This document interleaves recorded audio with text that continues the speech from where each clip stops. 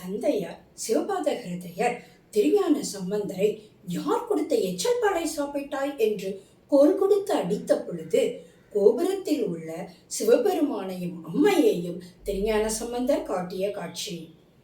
சிவபெருமானின் ஆணைப்படி பார்வதி தேவி திருஞான சம்பந்தருக்கு ஞானப்பால் கொடுத்த காட்சி.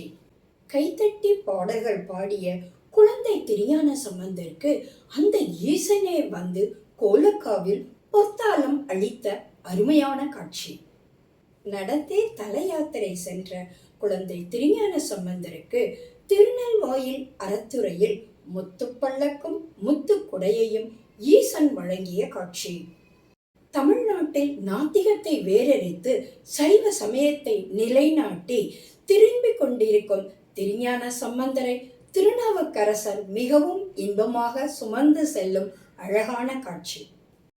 திருநாவுக்கரசர் திருஞான சம்பந்தரை சந்திக்கும் காட்சி. திருஞான சம்பந்தரோ அவரை அப்பரே வருக என்று வணங்கி வரவேற்கும் அற்புத காட்சி. திருஞான சம்பந்தர் மன்னரின் மகளின் முயலகன் என்னும் நோயை குணப்படுத்தும் காட்சி. கோடை வெப்பத்தால் துன்புறும் குழந்தை திருஞான சம்பந்தருக்கும் அடியவர்களுக்காகவும் முத்துப்பந்தல் கொடுத்தல். சிவகணம் வந்து பொற்காசுகள் வழங்கிய அற்புத காட்சி. திருமருகளில் பாம்பு கடித்த ஒரு இளைஞனை உயிர்த்தெழச் செய்தார் திருஞான சம்பந்தர். சமணர்கள் திருஞான சம்பந்தரை அனல்வாதத்திற்கு அழைத்த காட்சி.